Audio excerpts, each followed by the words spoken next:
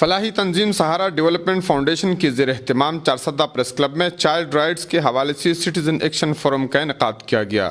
Forum میں اسکولوں اور بچوں کی تعلیم کے حوالے سے کئی اہم مسائل اجاگر کیے گئے۔ فورم میں سابق صوبائی وزیر تعلیم محمد ہاشم خان نے کہا کہ چارسدہ میں سیلاب سے متاثرہ اسکولوں کی جلد بحالی اور اساتذہ کی کمی کو پورا کرنے کی اشد ضرورت ہے، جس میں سہارا ڈیولپمنٹ فاؤنڈیشن کا کردار انتہائی کلیدی رہا۔ محکمہ تعلیم، صوبائی حکومت اور غیر سرکاری تنظیمیں تعلیمی اداروں کو تباہی سے بچانے کے لیے مشترکہ کوشش کریں۔ ایجوکیشن آفیسر جہانگیر خان نے کہا کہ سہارا نے 5 اسکولوں کو بحال کر دیا، جس میں اسکول فرنیچر، کتابیں، بیگز اور سپورٹس کا سامان شامل ہے۔ انہوں نے مزید کہا کہ چارسدہ میں بند اسکولوں کو کھول دیا گیا، جس میں اساتذہ کی کمی پورا کرنے کے لیے 146 اساتذہ اور 43 استانیوں کی تقرری ہو رہی ہے۔